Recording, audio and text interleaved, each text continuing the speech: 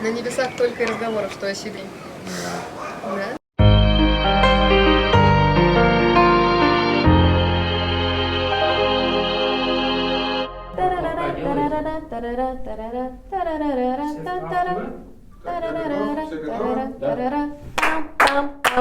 Всем привет! Это канал Meta Vibes, и здесь мы будем рассказывать о творческих людях, у которых есть свое дело. Итак, сегодня в гостях у нас Никита. Никита – владелец домашнего производства одного из самых ходовых продуктов. Я пробовала его тоже, кстати, это было очень вкусно. О чем? Мы поговорим чуть дальше. Мой любимый философский вопрос идет первым. Расскажи, кто ты. Я Никита уже 28 лет, и на все вопросы с подковыркой я всегда отвечаю, откуда ты, я человек, я с земли, я ничего больше на себя сам не навешиваю. Вот. Я люблю что-нибудь выдумать и люблю попробовать привнести это в наш мир. Ага. Вот. Тогда расскажи, чем ты занимаешься прямо сейчас? Прямо сейчас я горю идеей создания натурального сидра. Вот. Для меня это как некий правильный взгляд на традиции, или, так сказать, воспевание правильных традиций, как дань памяти предкам, вот, в первую очередь. Подожди, наши предки пили сидр? Типа мой дед пил сидр? Серьезно? Да, вот. Сидр придумали везде, где росли яблоки. На моей родине много яблок. Вот. Это для меня мост связи с предками, с прародителями. Очень круто. Слушай, я прям вижу несколько поинтов в твоей истории, куда я бы хотела углубиться и узнать чуть поглубже вот взаимосвязь, то, почему ты решил именно это дело, например, выбрать.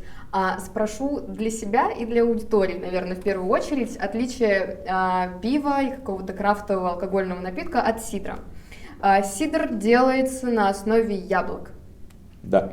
Ну получается, я в целом могу представить действительно, что мои деды и прадеды действительно пили сидр, хотя я даже не думала об этом, если честно, вот в этом ключе. Очень круто, что ты вот этот мост выстраиваешь между старыми традициями и современным использованием и воспроизведением некоторых каких-то вот таких крафтовых историй. Очень круто.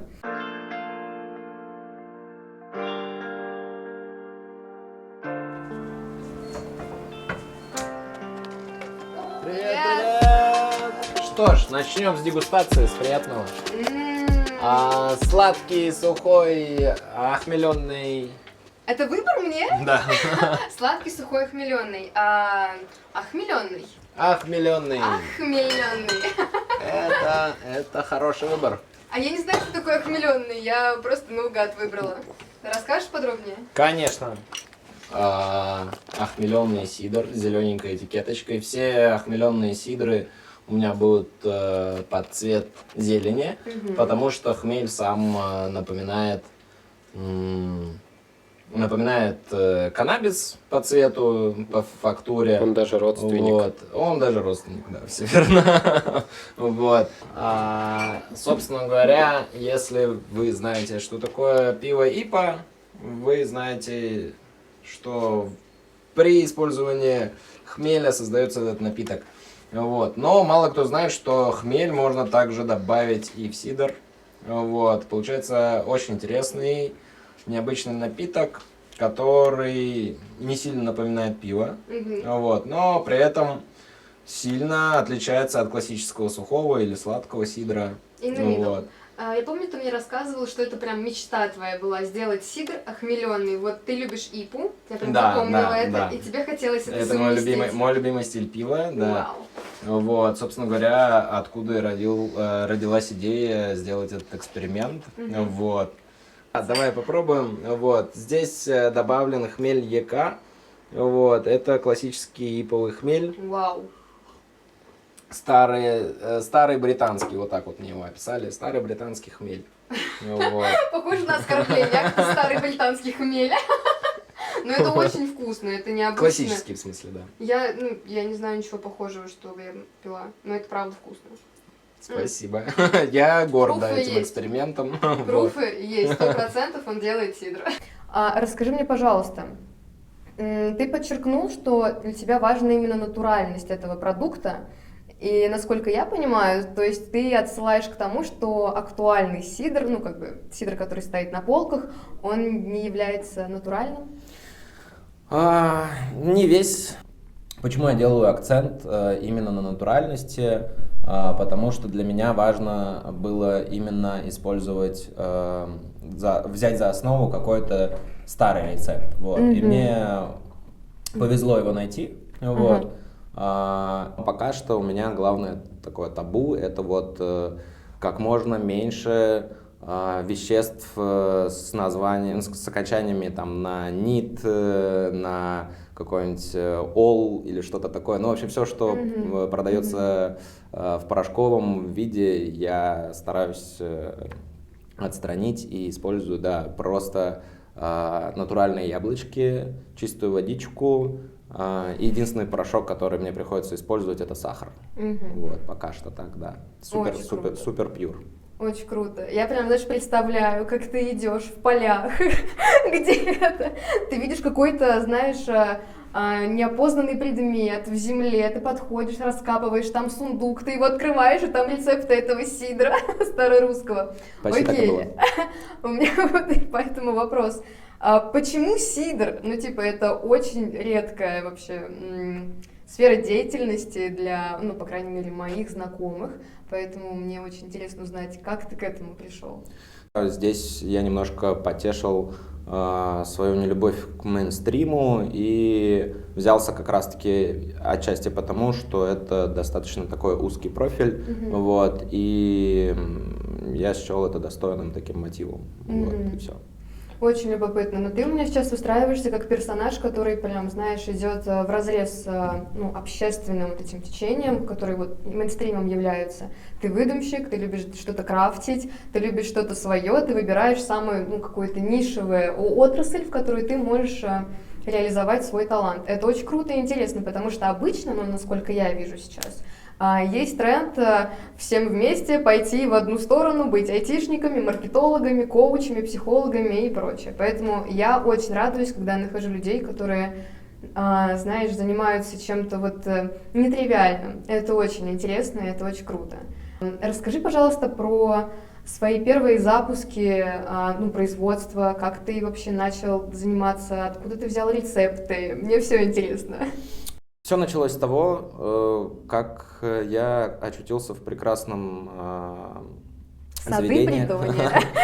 Нет. Сколько яблок, что же мне с вами сделать? Нет, здесь скорее нетривиально будет, потому что мой путь в сидр, он начинался с кофе.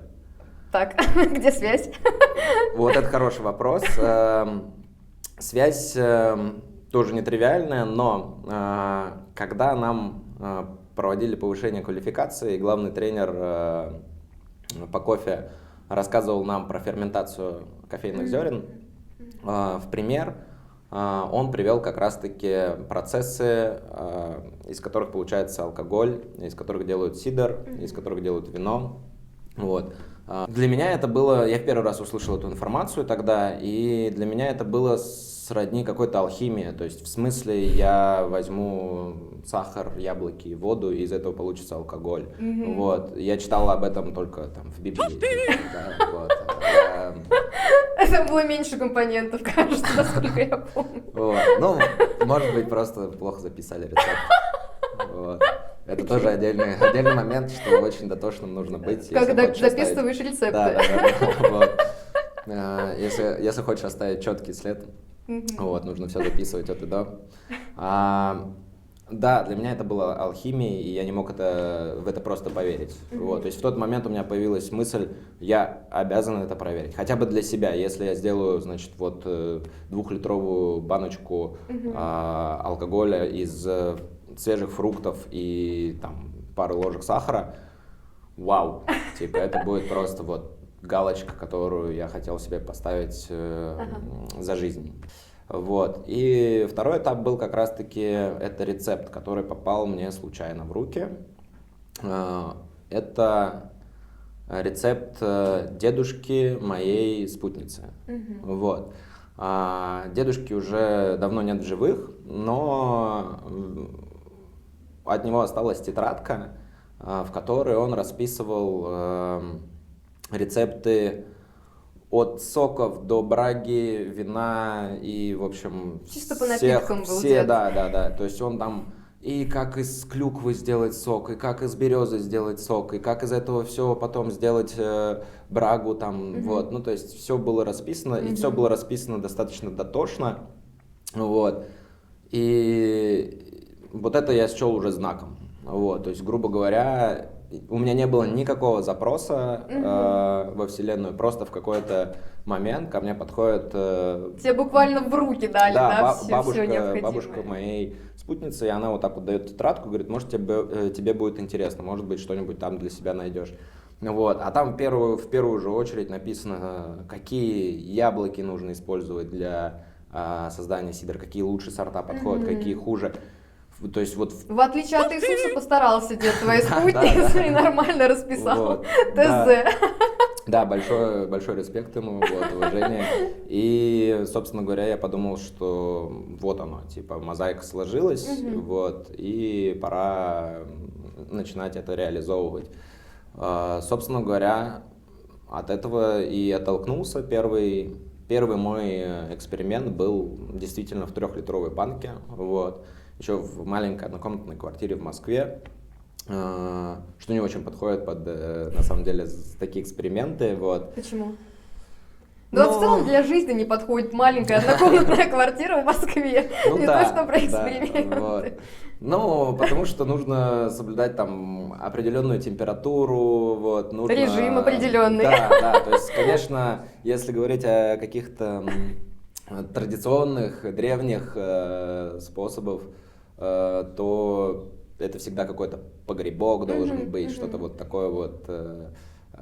А в московской квартире сложно было, даже при наличии там типа балкона, вот, сложно было какие-то вот воссоздать условия, но тем не менее, несмотря на всякие погрешности, у меня первый эксперимент получился уже сразу неплохим, ну то есть я достиг тех результатов, которые вот вначале озвучивал, то есть просто создать алкоголь из яблок, сахара и воды.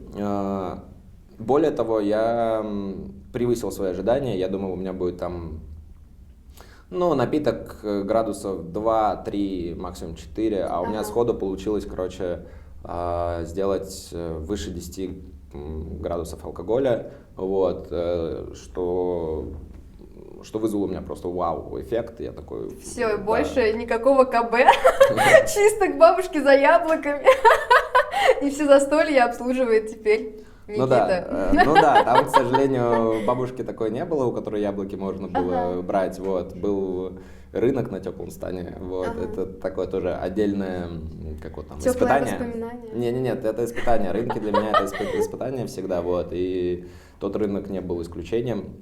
Вот. Сейчас уже я как бы немножко привык к этому, и для меня это стало частью рутины, но все равно походить, вот это вот, пободаться по ценам, проверить качество, это всегда сложно, это всегда нужно какой-то определенный ресурс закладывать на это дело. Эмоциональный, огромный ресурс.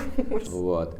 Поэтому, немного забегая вперед, да, я скажу, что я мечтаю о своем яблоневом саде, саду, вот, чтобы у меня был свой фермер, которому я доверял, вот, который выращивал бы мне классные яблочки, и я бы хотел строить вот именно так, на более уникальный продукт. Мне нравится в целом.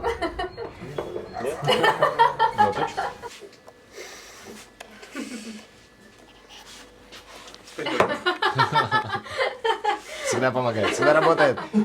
Я ждал вас и немного подготовился. Что я сделал уже, пока вас здесь не было? Я перемыл всю посуду, тазики необходимые мне, а также сделал сахарный сироп заранее. Я тоже так делаю, перед тем, как гости приходят, я всегда все мою, но не готовлю сахарный сироп единственное.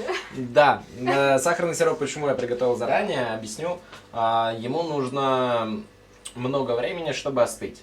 первую очередь я всегда делаю сахарный сироп, вот, после чего я не использую ни ледяную баню, ничего, просто я его ставлю в сторонку, и пока я делаю все остальное, он остывает до нужной температуры. Если его температура выше 35 градусов, то он может убить полезные для нас дрожжи. Вот. Ну, дрожжи не любят горячие. Да, они просто все подохнут и будет просто сок с сахаром. Будет компотик. Да. Что я не помыл? Я не помыл яблочки. Вот. Объясню почему. Тоже. Есть... Кишечная палочка.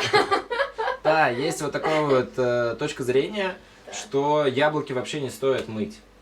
Если честно, на свой опыт опираясь, я могу сказать, что мыть яблоки все-таки нужно чаще, чем не мыть. Чаще вот, перед да. едой. Нет, здесь такая фишка, здесь такая разница. Если ты сорвал яблочки с дерева, окей, базар вокзал, ты можешь их не мыть, ты можешь сразу приступать к готовке.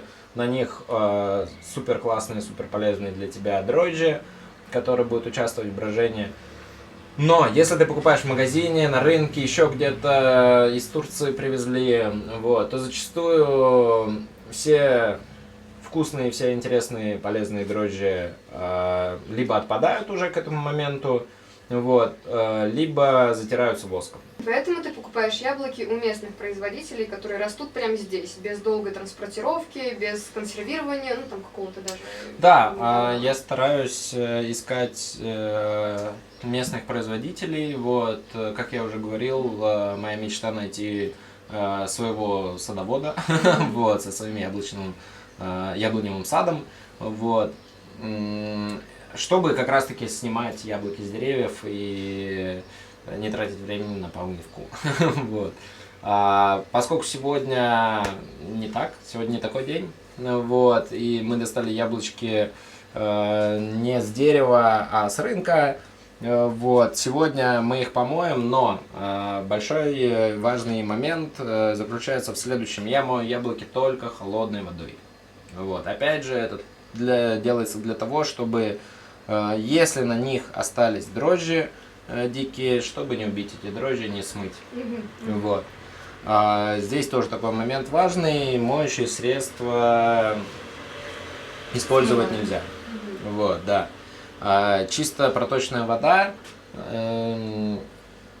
и предварительная обработка перекисью всех инструментов, всех емкостей, в том числе и раковины. Вот, перекись заебись. Отличный лайфхак. Пользуйтесь перекисью. Да, перекись. Лучше кипяток и перекись. Вот. Окей, расскажи мне сейчас про следующее. Я понимаю, я вот как бы откатываюсь в начало твоей истории, понимаю о том, что для тебя это было захватывающе, учитывая твой характер. Ты любишь все крафтить, ты любишь что-то придумывать, выдумывать. Ты вот такой человек, которому не нужен тривиальный путь. Ты любишь все вот это обойти и сделать по-своему. Я человек немного другого склада характера, и мне интересно, вот знаешь, твоими глазами посмотреть на ситуацию, поэтому можешь ты попытаться вспомнить какую-нибудь прям вот ситуацию, которая происходила, из-за которой ты понял, что все, это твое, ты хочешь заниматься сидром, тебе это нравится. Ну, такой вот ситуации, мне кажется, прям не было. Вот. Ну, то есть я не могу сказать, что сейчас вот с уверенностью не могу сказать, что сидр — это дело моей жизни, и что я буду до смертного одра делать сидр. Вот. Нет, наоборот, у меня появляются уже мысли о том, чтобы попробовать себя в приготовлении каких-то пивных там напитков, вот, каких-то пивных стилей, может быть, медовуху. Вот. Это все тоже очень интересно, и когда я ищу информацию для улучшения качества сидра, я так или иначе натыкаюсь на какие-то интересные эксперименты в других областях, которые тоже очень хочется реализовать. Но просто из-за того, что я дотошный, я хочу довести дело до конца. И вот пока я не скажу себе, что с сидром я понял, ну если не все, то многое. Вот. Освоил эту да, нишу. Да, освоил и могу с уверенностью перевернуть страницу. Вот. До этого момента я не буду переключаться на что-то еще. Но мне интересно, почему ты после кофе решил вот в эту нишу углубиться? Почему тебя вообще вот напитки затягивают? Почему именно алкогольные? Ну, то есть ты можешь вспомнить какой-то вот момент или историю, возможно, как тебе давали фидбэк или там обратную связь и говорили о том, какой у тебя вкусный, потрясающий сидр, и твои наклейки с твоим дизайном, который ты сам делаешь. Может быть, вот это тебя подтолкнуло к тому, чтобы продолжать этим заниматься? Можешь ты что-то выделить? Если говорить грубо, то я закрываю свои же потребности. Вот. Если говорить более общепринято, есть вот это вот пословица, поговорка, что ищешь любимое дело, не будешь работать ни дня. Вот. Может быть, с этой поговоркой я и не согласен, потому что вообще не так. Вот вообще не могу сказать, что делая любимые сидоры, я не работаю. Нет, я работаю и днем, и ночью. Типа, вот, возможно, да, над любимым делом приходится работать по ночам. Может быть, об этом это пословица. Тем не менее, мне было интересно, то есть, когда я искал какую-то работу, когда я искал какое-то занятие для себя, я всегда задавал себе в первую очередь вопрос, а что я люблю, а что мне интересно будет узнать больше, узнать глубже, вот, и вот, как ответив на этот вопрос, я попал в мир кофе, потому что я там с 12 лет каждый день пью чашечку кофе, вот, также и получилось с сидром. Мне на тот момент по кайфу было в баре пить всякие сидры. Мне тогда нравились кислые сорта пива, какие-то ягодные, вот что-то такое. Собственно говоря, это и задало направление. Очень классно. То есть ты, закрывая свою потребность, решил сделать вот такое дело. Окей, и по сути сам результат, сам вкус и твое наслаждение и радость от результата заставляет тебя снова и снова вовлекаться в этот процесс и снова производить сидр, но уже не только для себя, но и для окружающих. Ну да, появляется мысль, хочется делать больше, вот, хочется, чтобы хватило на всех, вот, а здесь уже какой-то вот коммерческий подтекст, он появился просто из-за того, что я увидел, что здесь не хватает прям в больших масштабах. То есть я увидел, что много людей страдают, ностальгируют, им не хватает вот сидра. Увидел то, что в магазинах ты можешь купить либо супер, доступным является супер порошковый, супер химический сидр, который я сам не могу выпить там, больше одной банки. Весь остальной сидр, он дорогой из-за каких-то вот трудностей. Вот, я понял, что это хорошая тоже вот почва для того, чтобы расшириться и сделать уже из этого какой-то проект коммерческий. Да. Сегодня у нас 2 вида яблочек. Вот, мы делаем бленд. Поскольку урожай не урожай пока, вот, мы ждем новый урожай. И поэтому я решил взять 50 на 50 кислых яблочек, без какой-либо сладости, и красненьких яблочек со средней сладостью, чтобы у нас было больше возможности вытянуть алкоголь. Да. После того, как мы сполоснули, помыли яблочки, вот, делаем глоточек сидра. И это яблоко. Да, жидкое яблоко и это. А сколько здесь яблок в одном стакане? Одно? Ну, плюс-минус. 2? Хороший вопрос. Я думаю, что да, где-то если взвесить яблоко, и оно будет 250 грамм, Рокс вмещает в себе 250 миллилитров, вот, то половина Рокса как раз-таки это одно яблоко. Вот. Кайф. Итак, поехали дальше. После того, как мы помыли яблочки, мы берем с тобой по яблочку. И основная хитрость заключается в том, что мы вырезаем серединку из яблока. То есть режем 4 раза вокруг серединочки. Так, чтобы серединка, сердцевинка у нас осталось У меня с пока меньшей. но я ее обрежу сейчас. Да, на самом деле я еще всегда обрезаю уголочки. Вот. Нам не нужны веточки, нам не нужны Косточки. косточки, да. Тоже интересный факт заключается в том, что в косточках яблока содержится яд цианид. Вот. И смертельная доза, я не проверял, если честно, ни на ком никогда. Пока Вот. еще. Да, но запомнил. Смертельная доза цианида содержится в 16 косточках. 16 Да, косточек? достаточно 16 косточек. Записывайте рецепт смерти. Окей, а расскажи мне, сколько времени прошло с момента первого твоего изготовления сидра до текущей точки? О, я думаю, первую свою баночку я как раз-таки в Баночку. преддверии коронавируса поставил, вот, то есть это 19. 19-20, да, вот. Я вообще представляю, как ты сидишь в коронавирус, как сумасшедший химик, варишь все эти сидры себе, просто развлекаешься как можешь, пока люди разводятся, знаешь, сидят дома, им нечего делать. Это очень прикольно, кстати, что ты вот в момент вот этого локдауна нашел себе занятие и закрыл, опять же, потребность ходить куда-то там с друзьями, выпивать классные, вкусные, разные сидры. Ты все это делал самостоятельно. Окей, это получается 4 года ты уже делаешь сидр.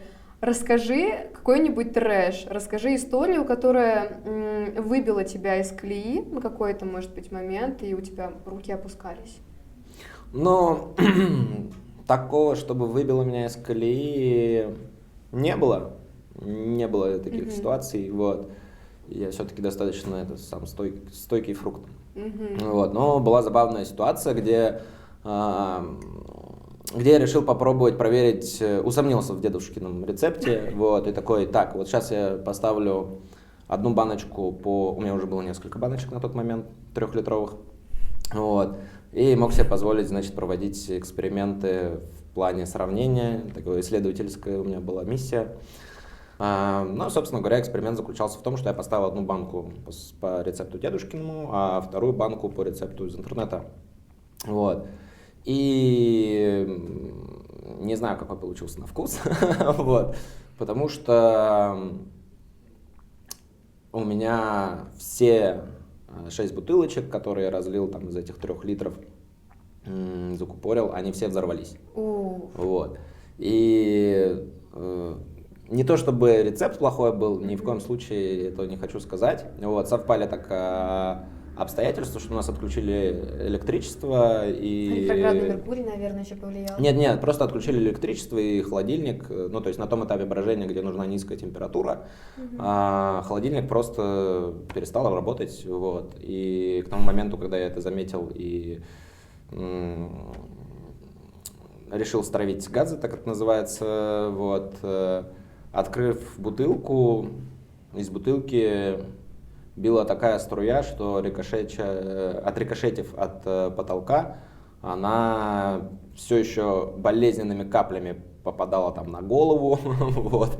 Ну, то есть это чувствовалось очень, очень сильный напор, можно, мне кажется, было бы, если направить на стекло, выбить стекло вообще, вот. Соответственно, это с таким напором выходит вся бутылка. И так все 6 бутылок, они у меня просто вышли, я даже ни капли не попробовал. Ну, понятное дело, Надо было если рот там... подставить, чтобы успела хоть чуть-чуть Ну, попасть. это уже какое-нибудь самоубийство было бы такое, типа, вот. Путь самурая. Да. Вот, я не стал так рисковать. Вот. Готов ли ты поделиться одним рецептом с нашими зрителями? Одним рецептом. Одним рецептом чего? Напитка Сидра. или... Сидра. Опа! Так. Я вот, например, знаешь, человек, я не люблю пробовать что-то новое, ну, в смысле, крафтить, потому что у меня есть предубеждение, что у меня руки из одного места растут, из неправильного места, поэтому я как-то все скипаю вот такие возможности обычно, но когда у меня есть четкий проверенный рецепт, алгоритм, как действовать, от человека, который делал это и не раз, я такая, ну окей, если у него получилось, почему у меня не получится? Понимаешь, из какой позиции я прошу именно у тебя рецепт? Вот, потому что когда все равно доверенный человек, который занимается этим не один месяц, не один день, не один год, Ну, почему бы не попробовать вместо того похода в бар собрать друзей у себя дома, сделать какую-нибудь классную вечеринку, пару литровых баночек сидра приготовить и угостить своих близких и любимых. Ну, начнем с того, что чтобы пару баночек для себя приготовить, это нужно закладывать 2 месяца. Серьезно, я думала, это всё гораздо проще и быстрее. Нет, в таком случае могу поделиться рецептом кваса. Квас настаивается 2 дня, вот, как раз таки под этот. Но на самом деле тоже не буду. Вот. А так никаких тайн нету. Но ты сам взял рецепт у деда. Ты же взял его все равно. Он ему уже не нужен. Окей. Откуда ты знаешь? Может быть, это его память, которой он не хочет делиться, как и ты в будущем. Кстати, когда ты умрешь, ты потом свои рецепты передашь кому-нибудь? Ну, до этого момента. Посмотрим. Если будет прям вот что передавать. Вот. Возможно, в какой-то момент это просто все выльется в книгу рецептов, потому что я сейчас каждый свой процесс, каждый свой новый батч я записываю, слежу. Ну, то есть это, грубо говоря, выглядит так, как немного исследовательская такая лабораторная работа. Собственно говоря, действуя математически, там, за один раз изменяя один параметр, ты можешь прийти как раз-таки вот к какому-то супер рецепту, вот, которому можно будет уже которому можно будет придать форму, вот там книгу или какой-то туториал, может быть, вот. И вот когда я пойму, что да, оно того стоит, вот, в таком случае я буду готов, вот, поделиться. Сейчас это будет выглядеть так, как будто бы, блин, ребят, давайте все делать то же самое, что и я, вот, берите яблоки, берите яблоки, берите сахар, берите водичку, вот, а дальше там типа разберетесь. Сами. Да, вот. Хорошо. Не хочу так делиться. Если у вас есть желание, вы найдете рецепт. Вот. Итак, следующий этап. Мы нарезали яблочки, намыли, нарезали. Вот. Мы специально нарезали чуть помельче, чем могли себе позволить. Почему? Потому что для выдавливания, для приготовления мезги, вот так это правильно называется, мезга, да, то, что мы сейчас будем делать, вот, жмых. Мы будем использовать мясорубку, это такой лайфхак, чисто который на своем опыте.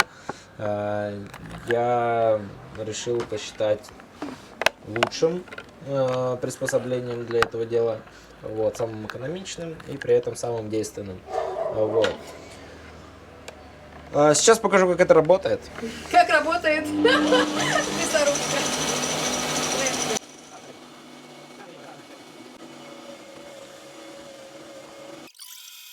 Я оставляю в таком состоянии мезгу в банках на 2-3 суток. Вот. Для брожения. Да, она, но здесь даже по-другому немножко называется этот процесс, она закипает. Так ты можешь определить, насколько у тебя рабочее сусло, нужно ли добавлять дополнительные дрожжи и так далее. Типа прям горячим становится? Нет, закипает в плане того, что у нее образовывается пенка и она расслаивается. То есть, грубо говоря, все пюре уходит наверх, внизу ты начинаешь видеть уже сок. Вот. Собственно говоря, подождав 2 суток, я смотрю на состояние мезги и уже дальше решаю, стоит ли уже выдавливать или нужно добавить там сахар, дрожжи, вот, и оставить там еще на пару дней. Текс. Здесь вот видно, что уже немножко сока у нас пошло и так, вот. Осталось только додавить. Да, нет, молиться уже поздно. Вот. Крутим шарманочку.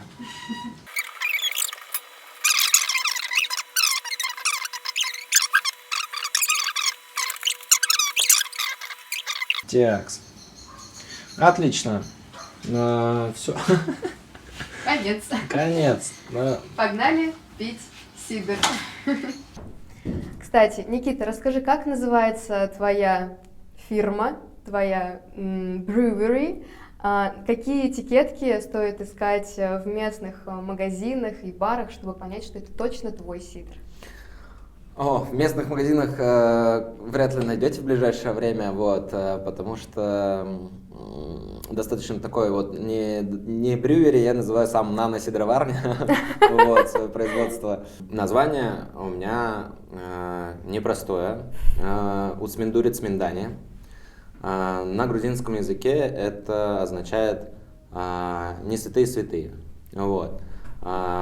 Потрясающая концепция, я в восторге. Не святые, святые. Вот, да, концепция такая, она многослойная, вот, сложная, про нее можно отдельно, мне кажется, ролик записать, я готов рассказывать об этом битый час точно. На стенках Тбилиси я черпаю вдохновение, вот, и вот это была капелька вдохновения, когда я увидел черные силуэты, закрашенные черной краской, с нимбами в разных потаенных уголках Тбилиси. И вот этот вот силуэт черного святого, вот, он как бы и натолкнул именно на такую формулировку. Вот, и я решил, что это не то чтобы знак, ну, можно назвать знаком своего рода. Вот. Я просто решил, что это будет уместно и гармонично, что как бы сам по себе город имеет вот этот вот диссонанс между поколениями, вот, который можно емко внести вот в эту вот формулировку. Ну, конечно, если посидеть на ней и подумать, вот, потому что те, кто был святыми для одних, они могут быть не святыми для других. 100%. Это вообще очень удивительно, как все циклично, и вот эти две стороны одной медали, они постоянно сменяют друг друга в бесконечном цикле. Спасибо тебе. А как найти тебя в Инстаграме? Ищите и найдете. Кайф. Если есть желание, вы найдете. Ссылочка будет там, тут, здесь. Вот. Но я надеюсь, что да, может быть, какая-нибудь будет проще, если QR-код какой-то появится или ссылочку под видео можно будет оставить, вот, потому что попробуйте Уцминдури Цминдани написать, вот, если найдете. Если получится. Да. Были ли у тебя моменты с выгоранием и как ты с ними справился? Вот, мне кажется, это важно, потому что каждый творческий человек на пути обязательно с этим встречается. Ох, как я справляюсь с выгоранием. Актуалочка. Актуалочка. На самом деле, я очень прислушиваюсь всегда к выгоранию. Выгорания бывают разные, вот, и бывает такое, что выгорание — это просто сигнал себе самому, сигнал себе самому на то, что пора что-то менять, вот. Поэтому я не сказал бы, что я именно справляюсь с выгоранием, вот. Но, возвращаясь, допустим, в те времена, когда я занимался спортом, у нас были очень четкие такие разграничения с выгоранием. То есть, грубо говоря, если ты начинаешь выгорать и тренироваться в полсилы, то, скорее всего, ты получишь травму рано или поздно. Вот. И чтобы не допускать вот этих моментов, не выходить из колеи надолго, вот, мы жестко следили за тем, чтобы как только начинается какое-то замыливание, как только ты меньше внимания, меньше интереса проявляешь к своей деятельности, ты просто берешь и 2 недели не появляешься в зале, 2 недели не выходишь, занимаешься всем чем угодно другим. Вот. Задача соскучиться по тому делу, которое тебе нравится. И вот тут уже такой момент, если соскучился, значит это твое. Если не соскучился, у тебя уже началось другое дело. Вот, ты уже будешь искать что-то новое. Ты сейчас постоянно отлавливаешь, да, вот это отношение, состояние к внутреннему ресурсу. Да, я вообще чутко слежу за своим состоянием, вот, как морально, так и физически, мы постоянно анализирую, вот, это своего рода такая, self-care. Мне очень понравился твой ответ, как ты сказал, что надо соскучиться. Мне кажется, это вообще все гениальное просто. Просто надо соскучиться. Короче, мы встретились. Яблоки нарезали, подавили, помыли. Так. Помыли, подавили, выжали из них сок. Дальше мы заполняем любую тару, какая у нас есть, ровно на 2/3, для того, чтобы она не взорвалась, и для того, чтобы у нас напиток получился хорошо газированный, вот, достаточно, насколько позволяют дрожжи. И закрываем под гидрозатвор. Вот, гидрозатвор выглядит у нас вот так вот. Я думала, это биотуалет. Нет, это большая тара, самая большая тара. Так. Вот, гидрозатворчик выглядит так, и его основная задача не запускать кислород внутрь сюда. Ага. Он дает выйти углекислому газу, чтобы тару опять же не разорвало, вот, чтобы ничего у нас не взорвалось, но при этом не запускает внутрь кислород. И так мы оставляем на месяц. Вот. Дальше наблюдаем, вот, ходим, облизываемся, через месяц мы Поглаживаем снимаем, иногда. да, вот. Через месяц снимаем уже готовый крепкий сидр. Хорошо иметь друга лучше, чем друг друга. Cheers. Вау! Он острый! Он очень острый. Он очень острый! Да. Ну это охуеть как Он острый. необычно. Вау! Я все оставшиеся перцы его сейчас сложил. Ну, Такое слушай, что-то. да, вот это... И оставил их. на Вот подушке. надо было сладкий просить. Да не, это прикольно. У-у-у. Я хочу выйти покурить тоже. Расскажи мне, какие тебе нужны люди в команду или какие компетенции ты сейчас не можешь закрыть самостоятельно? Ох, тоже вопрос, конечно, такой. Люди нужны, всякие люди нужны разные, просто потому что сейчас, на данном этапе, я сам выполняю все функции, от и до. Вот. И как минимум порой не хватает просто еще 2 рук. Вот. Еще 2 рук, еще нескольких рук. Вот. Просто рабочих рук не хватает. Вот. Понятное дело, что есть какие-то планы, есть какие-то потенциально вот куда развиваться, какие нам понадобятся люди в таком более корпоративном, да, когда я буду масштабировать как-то. Сейчас. Вот. Кто мне сейчас нужен? Да? Сейчас. Сейчас мне достаточно, у меня простые требования. Это человек должен быть заинтересованный, человек должен любить продукт, вот, и человек не должен бояться тяжелого труда. Да, вот. То есть, ну, совершенно спокойно нужно быть готовым к тому, что после 5 часов подряд нарезания яблок на 4 части ты будешь чувствовать себя как главный герой в книжке Хемингуэя «Старик и море», где у тебя сводит рука, уже ты ее не чувствуешь и держишь там 2-й рукой, пытаешься просто не сдаться, не проиграть. Поить людей сидром. Да. Я Нет, ну сделаю там это. другие немножко, конечно, это тайминги, другие мотивы. Просто если ты не сделаешь, допустим, не нарежешь все яблочки, а оставишь половину лежать до завтрашнего или до следующего дня, то они просто-напросто сгниют, и потеряешь типа ресурс. Вот. Поэтому да, есть жесткие тайминги, и иногда приходится прям задерживаться, работать по ночам, вот, чтобы завершить этап вот сразу весь. Окей. Вы слышали, если кому-то интересна индустрия, в которой сейчас работает Никита, если кто-то хочет помочь Никите с его делом, помочь ему продвигаться, вы можете написать ему. Попить вкусный сидр. Да, все контакты мы оставим в ссылочке в описании.